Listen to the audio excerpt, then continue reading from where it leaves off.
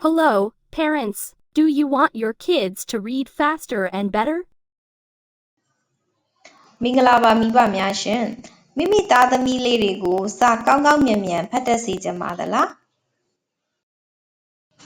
ဒါဆိုရင်တော့ဒီခုပြောပြမယ့်အချက်ကလေးတွေကိုလိုက်လုပ်ကြည့်ပေးပါနော် Read 10 minutes every day.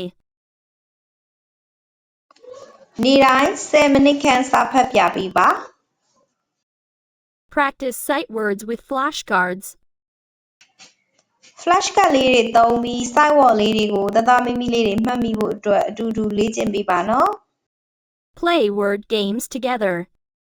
လေးတွေနဲ့အတူတူစလုံးဆက်ဂိမ်းလေးတွေကိုဆော့ပေးပါ Learning at home can be fun. Let's help our kids become confident readers. ကလေးတွေကိုယုံကြည်မှုရှိရှိနဲ့